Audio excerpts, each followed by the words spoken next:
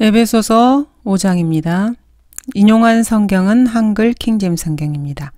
1절부터 보도록 하겠습니다. 그러므로 너희는 사랑받는 자녀들로서 하나님을 따르는 자가 되라. 하나님을 따르는 자가 되라. 하나님을 따르는 자라는 이 말씀을 모방하는 자라는 말로, 흉내만 내는 가짜를 가리키는 말로 변개시킨 자들이 많습니다. 이들은 우리 그리스도인들이 모방하는 자, 이미테이터가 되어야 한다고 생각합니다. 이렇게 이미테이터, 모방자라는 단어를 넣은 성경들은 결코 참된 성경이 아닙니다. 가짜 교회 역시 그리스도의 몸이 아닙니다. 가짜 사도들 역시 사실은 마귀의 종들입니다. 이 세상에서 하나님을 가장 많이 모방한 인물은 바로 사탄입니다. 우리 그리스도인들은 하나님을 따라야 하고 바울을 따라야 합니다. 아무도 그들을 모방해서는 안 됩니다. 그리스도인들은 하나님께서 용서하셨다는 의미에서 하나님을 따라야 합니다. 그리고 그리스도께서 받으신 고난을 본받아 그리스도를 따라야 하고 증거하는 일에 있어서는 바울을 따라야만 합니다. 우리 그리스도인들은 그 누구도 모방하는 사람이 아닙니다. 모방하는 사람들은 가짜 성경을 가지고 가짜 구주를 섬기고 가짜 기독교를 만들어 놓고 위장한 로마 카톨릭과 자유주의자들입니다. 시중에 판매되는 대부분의 성서들에서는 방금 읽은 에베소서 5장 1절을 모방하다 이렇게 만들어 놓았습니다.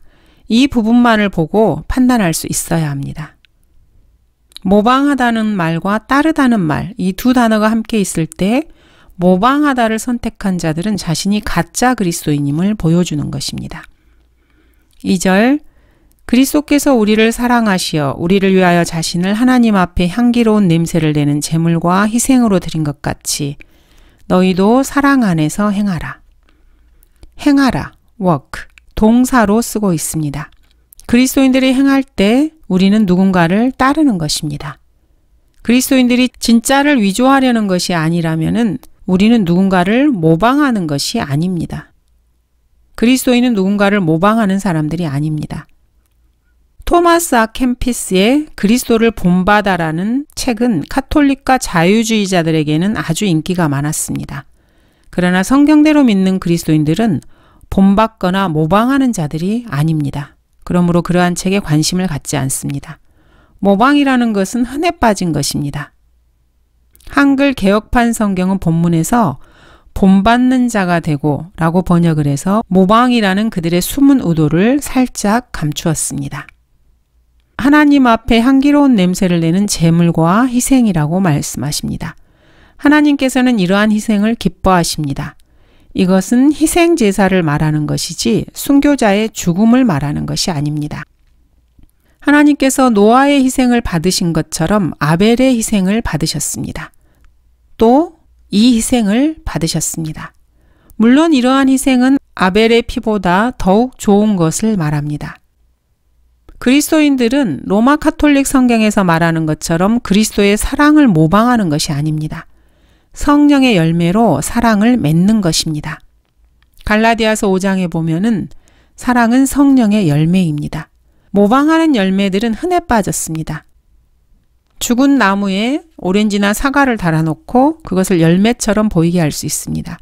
그렇지만 그 나무가 실제로 열매를 맺는 것은 아닙니다.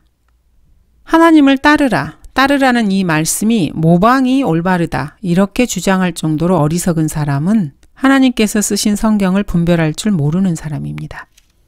3절, 음행과 온갖 더러운 것과 탐욕은 너희 가운데서 이름조차 부르지 말라. 이것이 성도들에게 합당하니라. 성도들은 악한 일들을 행하지 말아야 한다. 이렇게 공고를 받는 것뿐만 아니라 더 나아가서 그것들을 논하지도 말라고 공고하고 계십니다. 3가지 금지된 일들, 음행, 더러운 것, 탐욕, 이 3가지가 금지된 것입니다. 이것은 음행하는 자, 더러운 자, 우상 숭배자와 관련이 있습니다. 이 3가지 죄들은 3부류의 사람들과 관련이 있으며 3가지 대화와도 관련이 있습니다. 첫 번째 음탕함은 음행하는 자와 관련이 있습니다. 두 번째 어리석은 말은 더러운 자와 관련이 있습니다.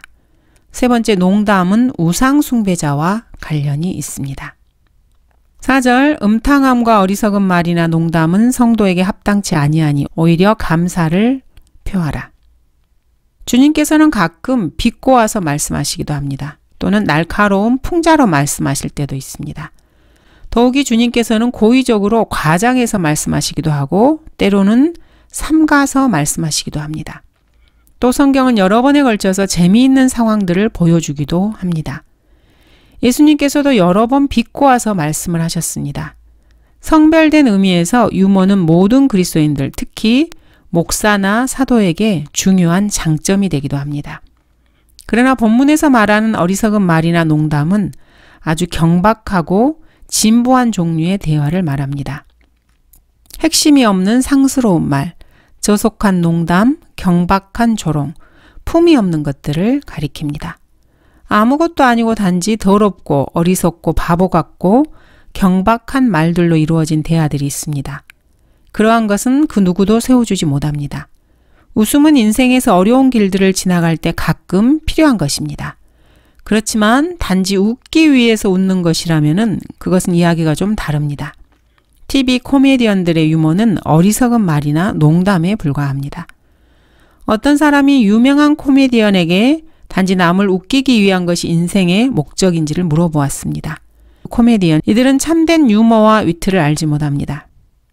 샘 존스나 드와이트 엘 무디나 빌리 선데이는 모두 하나님의 영광을 위해서 참된 위트를 쓸 줄 아는 사람들이었습니다. 거의 모든 농담은 더러운 농담들입니다. 누구든지 부패한 옛사람의 타락시키는 능력을 경험하고자 하는 자는 수년 동안의 여러 코미디언들에게 귀를 기울여보면 됩니다. 현대 코미디언들은 대부분 비속하고 천박하고 음란한 말들을 나열하는 것에 불과합니다. 과거보다 그 정도가 더 심해진 것 같습니다. 과격한 좌파 학생운동이나 극우 테러단체의 지도자들의 말이 성도들에게 어울리지 않는 것처럼 그러한 말들은 전혀 성도들에게 어울리지 않습니다. 고린도전서 6장 12절에 의심스러운 것들보다 더 합당치 않은 것들입니다. 감사를 표하는 것은 항상 성도들에게 합당한 것입니다. 그리고 적절합니다. 감사를 표하는 것은 목적 없는 말들, 즉 비속하고 천하고 음란한 말들로 이어지는 이러한 것들을 해독시키는 해독제입니다. 5절 너희가 이것을 알거니와 음행하는 자나 더러운 자나 욕심 많은 자 곧 우상 숭배자는 누구든지 하나님과 그리스도의 왕국에서 상속받을 것이 없느니라. 이슬람과 카톨릭에서는 군인들에게 만일 자기 나라를 위해서 싸우다가 전사하면은 자동으로 하늘나라에 가는 요건을 얻는다. 이런 식으로 가르칩니다. 그와 반대로 위에서 언급한 악한 일들을 행한다면은 하나님의 나라에 가는 요건을 얻지 못한다고 가르칩니다. 탐욕은 음행, 부도덕, 악덕, 악한 색욕과 함께 분류가 됩니다. 탐욕은 이 세상에서 천국을 건설하려는 자들과 관련이 되어 있습니다. 성경에서는 단 한 번도 주 예수 그리스도의 재림을 제외하고 이 땅에 평화가 임할 것에 대해서 기도한 적이 없습니다. 모든 곳에서 모든 사람을 위한 평화와 번영을 욕심내는 자들은 사실 우상 숭배자들입니다. 참 하나님 앞에 다른 신들을 있게 하지 말지니라 이렇게 말씀하셨습니다. 나쁜 신들이 아니라 다른 신들이 없다고 말씀하셨습니다. 평화와 번영, 이것은 섹스와 교육과 함께 하나의 세계를 만들려는 모든 자들을 인도하는 신이 되어버렸습니다. 6절 아무도 너희를 헛된 말들로 속이지 못하게 하라. 이는 이런 일들 때문에 하나님의 진노가 불순종의 자녀들 위에 임하기 때문이니라. 많은 거짓 선지자들이 일어나서 많은 사람을 미혹하고 많은 사람들이 그 사람들을 따르게 될 것입니다. 그래서 많은 사람들이 속게 될 것입니다. 하나님의 진노가 불순종의 자녀들 위해 임하기 때문이라고 말씀하십니다. 확대 역본에서 말하는 것처럼 무서운 심판이 아니라 하나님의 진노가 욕심 많고 음행하며 음탕한 생활을 하는 구원받지 못한 자들에게 임해 있는 상태입니다. 보건복지부나 교육부, 프로이드가 하는 말들은 전혀 중요하지 않습니다. 이들은 오랫동안 사람들을 속여서 결국 자기 체면에 빠지게 하는 사기꾼들입니다. 그러므로 그 사람들의 견해는 아프리카의 부시맨이 컴퓨터에 관해서 말하는 것만큼이나 무시해도 좋습니다. 7절입니다. 그러므로 너희는 그들에게 동참하는 자들이 되지 말라. 3절에서 5절까지 쭉 말했던 음행과 음탕함, 우상숭배, 이러한 더러운 것들을 하는 자들이나 여러분이 하나님께서 이런 일을 하는 자들을 못 본 채 하신다고 생각하게 만들고자 하는 그런 교육, 경제, 문화, 이런 곳에서 활동하는 자들과 교제하는 것조차 피하라는 말씀입니다. 하나님께서는 결코 그러한 것들을 못 본 채 하지 않으십니다. 젊은 세대들에게 하나님께서 그들을 눈 감아 주신다는 생각을 집어넣기 위해서 교육자들과 과학자들은 수많은 일들을 행하고 있습니다. 그들은 다음과 같은 사항들을 제시합니다. 첫 번째, 사실적인 소설들의 전체 시리즈는 원인과 결과 대신에 행운을 강조합니다. 해밍웨이나 스타인백, 제임스 존스, 이들의 작품이 모두가 다 그렇습니다. 두 번째, 아무것도 그 자체로 선하거나 나쁜 것이 없다는 것을 증명하기 위해서 자신의 일생을 바친 철학자들의 결론은 절대적인 도덕 기준이라는 것은 없다는 것입니다. 헉슬리나 헤겔, 듀이, 프로이드, 스펜서, 니체 등의 작품이 모두 다 그렇습니다. 세 번째, 미국의 모든 주립대학들의 교육과 과정들은 하나님의 심판이나 하나님의 전지하심, 하나님에 대한 개인의 책임에 대해서 말하는 것조차 거부합니다. 네 번째, 다윈의 진화론에 세뇌되어서 동물원에서 뛰쳐나온 이런 무리들은 자신들의 악행이 단지 자연에 대해서만 책임이 있다, 이렇게 믿고 있습니다. 헉슬리, 헤겔, 아인슈타인, 홉스, 유엔 등이 모두 그렇습니다. 성경은 하나님의 진노가 이러한 사람들 위에 임하고 있다고 말씀하십니다.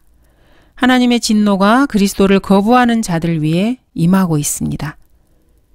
한글 킹제임스 성경을 포함한 킹제임스 성경은 절대 무호하며 결정적이며 경험적이고 부인할 수 없는 증거입니다.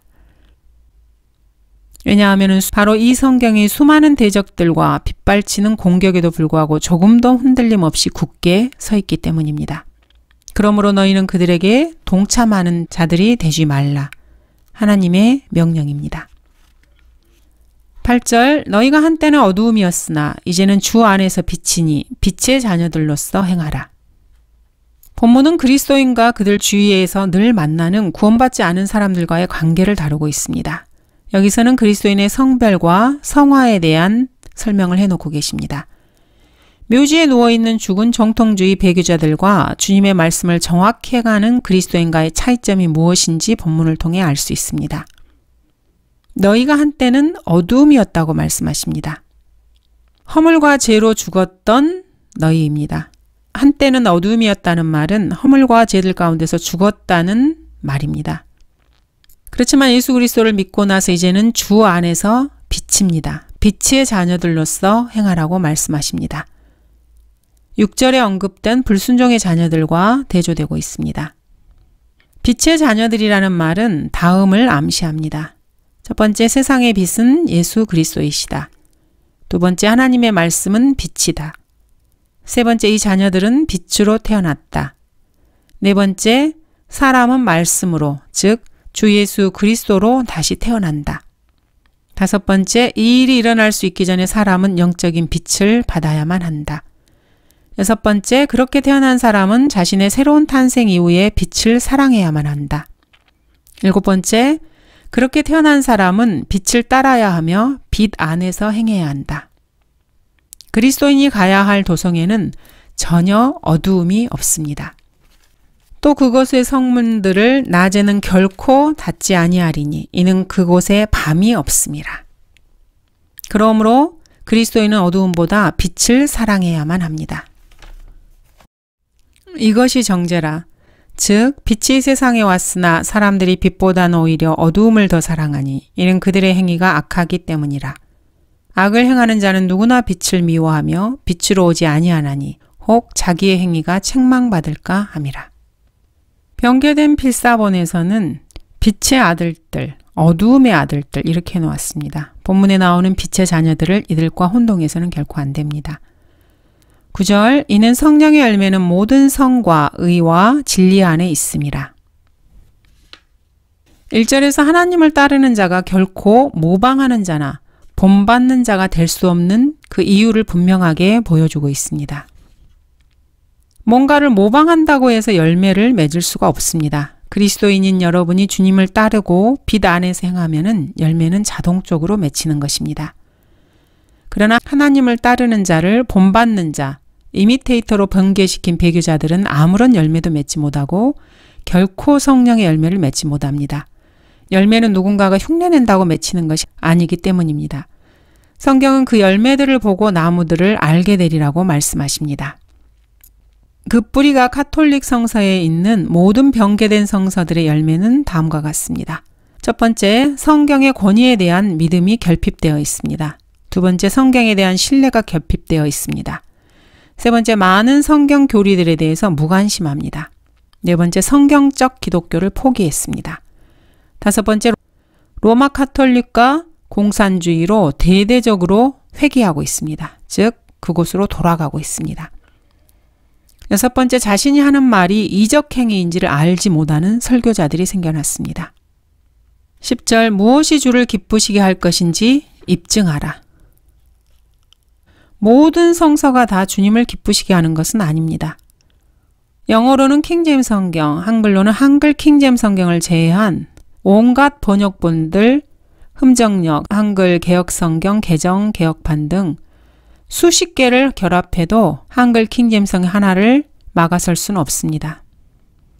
주님께서는 자신의 권위 있는 말씀을 임의대로 변개시킨 성서들이 악취를 풍긴다고 생각하십니다. 인간의 가슴 속에서 희망이 영원히 솟아오른다. 이런 자세는 다인과 후천년주의자들이 취했던 자세입니다.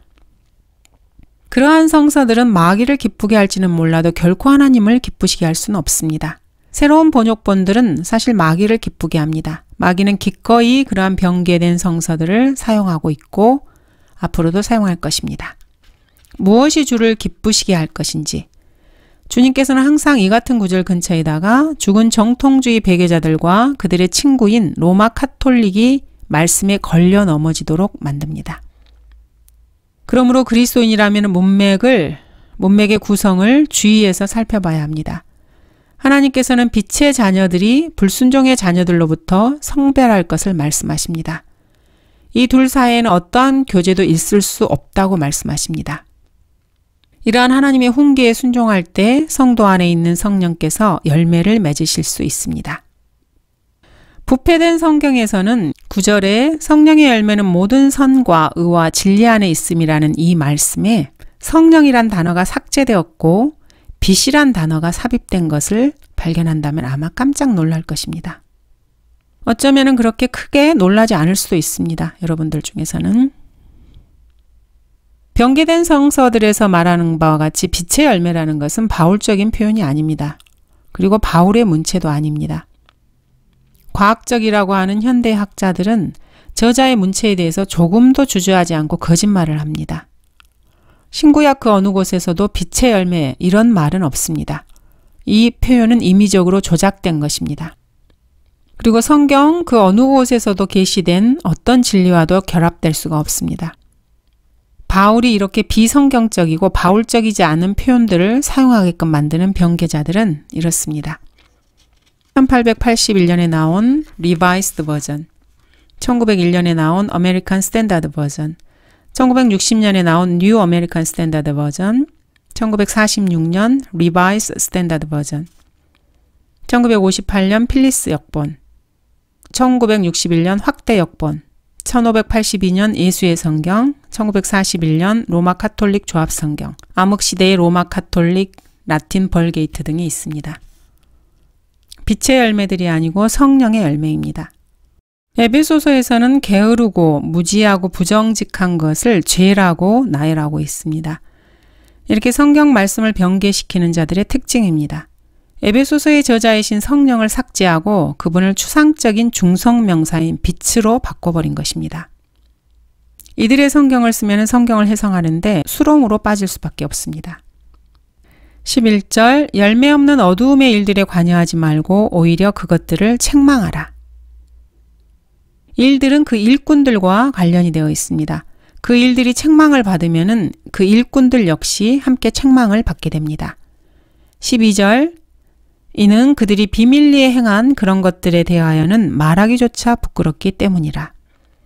그리스도인은 다른 사람의 죄들에 동참하지 말아야 합니다. 비밀리에 행한 그런 것들을 책망하고 그것들을 행하는 자들을 책망할 때 반드시 해야 할 일은 말하는 것입니다. 범죄한 자들을 모든 사람들 앞에서 책망하여 다른 사람들도 두려워하게 하라. 아무에게나 경솔히 안수하지 말고 다른 사람들의 죄들의 동참자가 되지 말며 내 자신을 정결하게 지키라. 책망이라는 단어를 변개된 성서들에서는 폭로 이렇게 변개시켰습니다. 책망의 주체와 대상은 일들입니다. 이것을 인식해야 합니다. 이러한 것들을 책망한답시고 비밀리에 행한 그런 것들에 대해서 말할 필요는 없습니다. 여러분이 해야 할 일은 모든 것을 빛으로 돌아가게 하는 것입니다. 침례인 요한은 헤롯이 침상에서 한 행동들에 대해서 자세하게 말하지 않고 헤롯을 책망했습니다. 실제 설교자의 설교 내용의 문체는 어두움의 일에 대한 책망입니다. 그 일꾼들에 대해서 책망하는 것입니다. 본문의 주제는 성령의 능력으로 하나님의 말씀을 전파하는 것이거나 다른 사람에게 공개적으로 하나님의 말씀을 증거하는 문제라는 것을 알 수 있습니다. 그리스도의 생애를 모방하기를 좋아하는 사람들이나 본문을 빛의 열매로 바꿔 사용합니다. 새로운 성서들에 따르면 그리스도인들이 어둠의 일들과 일꾼들을 폭로하고 책망하는 일을 하지 않고 입을 단단히 닫고 생활해야 한다는 그런 식으로 되어 있습니다. 이들이 책망이라는 단어를 폭로로 변개시킨 이유입니다. 한번 변개가 시작되면 이러한 변개는 멈추지 않고 계속됩니다. 자신들의 주관적인 견해에 성경을 뜯어 맞추고자 하는 시도들은 계속해서 이어집니다. 13절 그러나 책망받는 모든 것이 빛에 의하여 드러나니 무엇이든지 드러나게 하는 것은 빛이니라. 이 본문을 이렇게 변개시켰습니다. 비출 수 있는 것은 모두 빛이다. 빛이 어떤 것을 향하게 되면 그것은 빛이 되어 빛날 것이다. 무엇이든 눈에 보이는 것은 빛이다. 분명하게 하는 모든 것은 빛이다. 이런 식으로 바꿔버렸습니다.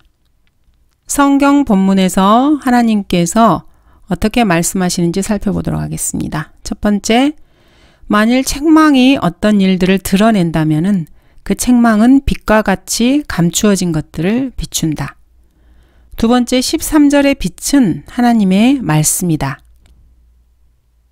세 번째, 빛은 진리이며 중성의 진리는 영과 생명인 말씀들로 이루어진 하나님의 말씀이다. 그리스도인이 입을 다무는 곳에서 세상의 빛이 그 주위에 빛을 줄 수 있어야 합니다. 그러나 본문에 따르면 그리스도인은 자신의 입을 열어야만 합니다. 그리스도인이 입을 열면 하나님의 말씀처럼 말해야 합니다. 그리스도는 변개된 성경에 비추시지 않습니다. 13절의 빛은 살아계신 말씀과 관련된 구절입니다. 그리스도께서 내게 빛을 주시리라 이렇게 말씀하셨습니다. 14절에 보면은 잠자는 자여 깨어라 그리고 죽은 자들로부터 일어나라 그러면 그리스도께서 내게 빛을 주시리라 이렇게 말씀하고 계십니다. 그 빛은 바로 그리스도인이 손에 들고 있는 바로 그 성경을 말합니다. 주의 말씀은 내 발의 등불이요 내 길의 빛이니이다. 성령님께서는 참으로 신중하게 말씀의 진리들을 지켜오셨습니다. 10절에서는 무엇이 주를 기쁘시게 할 것인지 입증하라 하셨고 17절에서는 주의 뜻이 무엇인지 이해하라 이렇게 말씀하셨습니다. 하나님께서 원하시는 것을 알기 위해서 사람들은 어디로 달려가야 합니까? 무엇을 살펴봐야 합니까? 새로 나온 또 다른 성서들, 번역본들로 달려가는 것은 어리석은 짓입니다. 한글 킹제임스 성경만이 하나님께서 원하시는 것들을 분명하게 제시해 주십니다. 그리스도인은 진리와 빛을 받기 위해서 하나님의 말씀을 상고해야만 합니다. 그리스도인은 그 주위에 어둠에 있는 일들과 일꾼들에게 이 빛을 비추어야 합니다. 이 빛은 일들과 일꾼들을 드러내게 할 것입니다. 자고 있는 그리스도인들이 죽은 정통주의 학자들과 목사들과 함께 누워 있을 때 주님께서는 그들 위에 덮인 흙을 치우시고 그들이 최초의 온번이나 어떤 목사를 마음에 두고 그들을 따르려고 할 때 그들에게서 결코 배울 수 없는 것을 보여주십니다. 현명한 그리스도인이라면 어리석게 행하지 않고 오히려 정확하게 행하며 자신의 시간을 현명하게 사용합니다. 왜냐하면 그 날들이 악하기 때문입니다. 바티칸이나 UN, 에큐메니컬 공회, 후천년주의자들이 취하는 이러한 낙관적인 견해를 그리스도인이라면 무시합니다. 15절 그러므로 너희가 얼마나 정확히 행하고 있는지 주의하라. 미련한 사람같이 행하지 말고 현명한 사람같이 행하여 시간을 사서 얻으라. 이는 그 날들이 악하기 때문이니라. 이로 인하여 너희는 어리석게 되지 말고 주의 뜻이 무엇인지 이해하라. 술 취하지 말라. 그것은 방탕한 것이니 오직 성령으로 충만하라. 피터 카트라잇은 본문을 어떻게 적용해야 할지 잘 알고 있었던 설교자였습니다. 켄터키의 시골 댄스 파티에서 순회 설교자가 어두움의 일들과 일꾼들에 대해서 학자들이 주지 못한 조명을 주었습니다. 보통 시골 댄스 파티는 헛간에서 열렸습니다. 피터가 폭풍우 속에서 운전하던 중에 헛간에 들어갔는데 그때 젊은 아가씨 한 명이 그에게 와서 함께 춤을 출 것을 권했습니다. 피터는 청년이었을 때 검은 눈과 검은 머리를 가진 멋진 청년이었습니다. 그는 그녀의 손을 꽉 붙잡고 매우 큰 소리로 말했습니다. 아, 여기서 당신과 같은 젊고 아름다운 아가씨와 춤추는 것은 기쁜 일입니다. 그렇지만 먼저 주님의 축복을 받는 것이 마땅합니다. 그 후에 그는 댄스 파티장의 가운데서 무릎을 꿇고 천둥과 같은 큰 소리로 기도했습니다.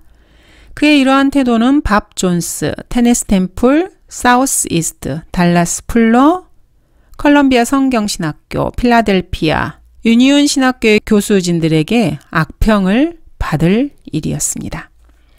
오 하나님이 불쌍하고 지옥에 갈 죄인들에게 자비를 베푸시어. 이렇게 기도했습니다. 그 젊은 아가씨는 낚시에 걸린 뱀장어처럼 필사적으로 빠져나가려고 했지만 소용이 없었습니다. 춤을 추는 것도 멈추고 음악도 멈췄습니다. 악사들 중 몇 명은 너무나 놀라서 악기를 떨어뜨리고 도망가 버렸습니다. 말로만 믿는다고 하는 그리스도인들은 자신들의 성경을 찾는 흉내만 내다가 두리번거리기 시작했습니다. 피터 카트라잇은 40분간 설교를 했습니다. 14명의 사람이 구원을 받았고 그 헛간에 교회가 세워졌습니다. 이것이 바로 본문이 의미하는 것입니다. 그 외에 다른 해석을 한다는 것은 다 쓸데없는 짓들입니다. 잠자는 자여 깨어라. 그리고 죽은 자들로부터 일어나라. 그러면 그리스도께서 내게 빛을 주시리라. 본문은 허물과 죄로 죽은 죄인들을 말하는 것이 아닙니다. 죽은 그리스도인을 말하는 것입니다. 죽은 그리스도인들의 특징은 과학, 철학, 학문, 헬라어, 교육, 전통에 대해서 강한 믿음을 갖고 있는 것입니다. 그리고 아무런 열매도 맺지 못합니다. 본문은 그런 그리스도인들에게 깨어날 것을 명령하고 계십니다. 그렇게 하지 않으면 그들은 완전히 실패하고 말 것입니다. 하나님께서는 우리 그리스도인들을 죄들로 인하여 자신을 주셨습니다. 우리의 아버지의 뜻에 따라서 이 악한 현 세상에서 우리를 구원하시기 위해서입니다. 지금은 바로 잠에서 깨어나야 할 시간이로다. 이는 지금이 우리가 믿었던 때보다 우리의 구원이 더 가까웠기 때문입니다. 외부 사람들에게는 지혜로 행하여서 시간을 사서 얻어야만 합니다. 본문은 이사야 60장 1절을 인용한 것입니다. 일어나라 빛을 비추라. 이는 내 빛이 왔고 주의 영광이 내 위에 솟아났음이라. 여기서 바울은 선지서들을 그리스도의 몸된 교회에 적용하는데 전혀 주저하지 않습니다. 극단적 세대주의자들이 말하는 현재적 진리는 에베소서가 아니라 창세기부터 요한계시록까지 모두가 다 그리스도인을 위한 현재적 진리입니다. 물론 교리적으로는 유대인, 이방인, 하나님의 교회를 올바로 나누는 일은 매우 중요한 일이지만은 그렇다고 해서 성경 전체가 그리스도인의 교훈을 위해 기록된 것임을 부인해서는 안 됩니다. 무엇이든지 전에 기록된 것은 우리의 교훈을 위하여 기록된 것이니 이는 성경이 주는 인내와 위로로서 소망을 지니게 하려 함이니라. 성경은 그리스도인들의 교훈을 위해서 기록되었습니다. 이제 그들에게 일어난 이 모든 일이 본보기가 되고 또 세상의 끝날들을 당한 우리에게 권면으로 기록되었습니다. 성경의 교리적인 부분을 무시하는 자들이 무천년주의자라면 영적인 교훈을 무시하는 자들은 바로 극단적 세대주의자들입니다. 16절 시간을 사서 얻으라. 본문은 그리스도인이 시간을 낭비하는 것이 분명히 죄라는 사실을 보여주고 있습니다. 시간을 죽인다면, 즉 허송세월을 한다면 시간이 여러분을 죽일 것입니다. 시간이 금이라는 속담도 있습니다. 시간은 우리 모두를 얻을 것이다. 이렇게 고대 작가가 말을 하기도 했습니다. 벤 존스는 누구도 일할 수 없을 때 밤을 위한 일이 시작된다. 이렇게 말했습니다. 윌리엄 러셀 경은 단두대에 올라섰을 때 자신의 시계를 사형 집행인에게 건네주면서 당신이 이것을 가지시오. 나에게는 더 이상 시계가 필요 없어. 이제부터 나는 영혼을 다룰 것이기 때문이요. 이렇게 말했습니다. 설교자라면 면도하면서도 성경을 암송할 수 있습니다. 여자들은 드라이기로 머리를 말리면서도 성경을 공부할 수 있습니다. 남자들은 점심을 먹으면서 소책자를 읽을 수 있습니다. 또 직장에서 집으로 퇴근하면서 복음을 전할 수도 있습니다. 신방 때의 설교 예화들을 수집할 수도 있습니다. 전화로 어떤 다른 것을 이야기하면서 이름, 주소, 전화번호 등을 기록하면서 예화를 모아둘 수 있습니다. 한 번에 한 가지 일만 하는 사람들은 시간을 낭비하는 사람들입니다. 하루에 1시간씩 TV를 보면서 시간을 쓰는 사람은 자신의 인생을 7%를 황폐케 하는 것입니다. 1분 뉴스만 보더라도 그날 일어난 모든 사건들을 알 수 있습니다. TV에서 방송되는 대부분의 뉴스는 사실 뉴스가 아니라 옛소식을 재탕하는 것에 불과합니다. 뉴스의 80~90% 이상은 인기를 끌기 위해서 실제와 달리 과장되게 잘못 표현하는 것이 대부분입니다. 그리고 코로나가 만연한 현 시대에는 뉴스, 대중매체에서 하는 말들을 100% 다 신뢰하는 것은 어리석은 자들입니다. 기본적인 의사소통이 되는 사람은 누구나 일주일에 15분 정도만 뉴스를 들으면은 세상에 대충 어떤 일이 일어나는지 알 수 있습니다. 사람들과 관련된 문제에 대해서 오해를 일으키는 것은 다름 아닌 뉴스 매체가 문제를 필요 이상으로 부각시키고 논쟁을 불러일으켜서 그렇게 해서 먹고 살기 때문입니다. 뉴스 매체는 사람들에게 뭔가 큰 일이 계속 진행되고 있는 것처럼 인상을 주기 위해서 만들어진 것입니다. 전쟁은 결코 새로운 소식이 될 수 없습니다. 5,000년도 넘게 인간이 생활하던 일상생활이 되어버렸기 때문입니다. 폭동과 혁명은 성경 대신에 과학과 교육의 기준으로 살아왔기 때문에 생기는 자연적인 현상입니다. 죽음과 질병도 항상 있어왔던 삶의 법칙이자 일상적인 생활 형태입니다. 인플레이션과 경기 침체는 그 민족이 하나님의 말씀을 버렸기 때문에 일어나는 자연스러운 결과입니다. 20세기에 정말로 뉴스가 될 만한 것들을 쌓아 올린다면 다 합쳐도 몇 개 되지 않을 것입니다. 하지만 뉴스 업체에 관련된 사람들은 작은 문제를 크게 부풀리지 않으면 자신들이 먹고 살 수 없기 때문에 하루에도 수많은 뉴스거리들을, 뉴스가 아닌 것들을 만들어냅니다. 현대의 그리스도인들은 시간을 낭비하는 것으로 유명한 자들입니다. 윌리엄 캐리나 웨슬리의 어머니 같으면 20세기의 그리스도인들을 꾸짖을 것입니다. 리빙스턴은 소년 시절에 12시간을 일을 했습니다. 그리고는 매일 저녁에 학교에 가서 3시간씩 공부를 했습니다. 에디슨은 밤에 4시간만 자면서 지냈습니다. 현대의 그리스도인들은 그처럼 많은 시간들을 멜로드라마나 스포츠 경기를 보는 데 쓰고 있습니다. 운에 맡기는 경기를 하는 것은 시간을 낭비하는 것입니다. 기술을 요하는 경기는 두뇌를 향상시키고 반사신경이나 근육의 발달에 도움이 됩니다. 또한 너무 많은 소설을 보는 건 역시 시간을 낭비하는 일입니다. 소설이라는 건 말 자체가 사실이 아닌 허구를 의미하기 때문입니다. 커피와 빵을 들면서 다른 그리스도인에 대해서 험담을 하는 건 역시 시간을 낭비하는 것입니다. 또 30분이 넘도록 앉아서 세상 신문이나 세상 잡지를 뒤적거리는 건 역시 시간을 낭비하는 것입니다. 세상에 30분 이상 투자할 만한 일간 신문은 없습니다. 하나님의 자녀에게 패션 잡지는 힌두 성전만큼이나 가치 없는 것들입니다. 주님의 뜻은 사실 알기 쉽습니다. 그리고 그리스도인들은 이것을 입증해야만 합니다. 18절 술 취하지 말라 그것은 방탕한 것이니. 로마 카톨릭 성경은 또 본문을 변개시켜버립니다. 교황은 포도주를 마시는 것에 대해서 경고하는 구약 성경을 가지고 있으면서도 자신의 식료품 저장실에다가 포도주를 보관하고 있습니다.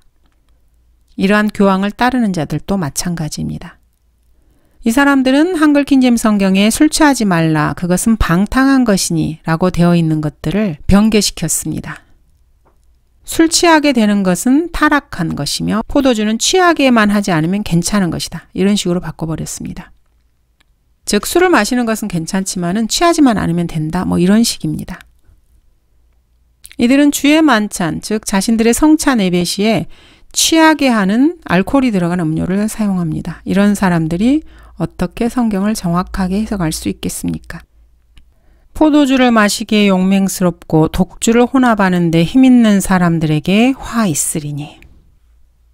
이집트를 탈출한 이스라엘인들에게 주께서 이렇게 말씀하십니다. 너희가 빵도 먹지 않았으며 너희가 포도주나 독주도 마시지 않았으니 내가 주 너희 하나님인 것을 너희로 알게 하려는 것이니라. 그 포도나무에 새 가지가 있고 싹이 나는 것 같았는데 꽃이 피고 그 포도성이에 익은 포도가 열렸더라.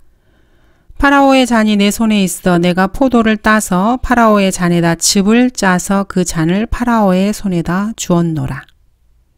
이 구절에 따르면 주의 만찬에서 사용되는 것은 알코올이 포함된 포도주가 아니고 포도즙입니다. 주의 만찬에 사용되는 포도즙은 술병이 아니라 포도송이에 있는 새 포도주였습니다. 예수님의 손에 들려있던 포도 열매는 송이에서 즙을 짜낸 포도였습니다. 포도주는 병에 담겨서 발효되기 전에 포도즙 틀에 있을 때에는 포도주라고도 불립니다. 이렇게 해서 주의 만찬에 대해서 침례교도들이 옳다는 것이 다시 한번 확인됩니다. 알코올이 포함된 포도주를 사용한 로마 카톨릭은 비성경적이고 비기독교적입니다. 카톨릭이라는 말이 고안된 이래로 로마 카톨릭은 항상 틀렸습니다. 성경에 이렇게 명확하게 나와 있는데도 이러한 성경 구절들을 부인하는 자들은 포도주 중독자들과 관련이 되어 있습니다.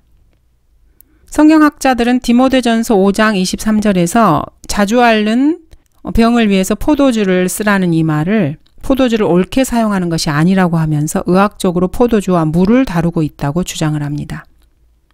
술을 마시고 싶어하는 자들은 와인, 포도즙이라는 이 단어조차도 이해를 하지 못합니다. 포도주는 포도주와 물을 섞어 놓은 것이 아닙니다.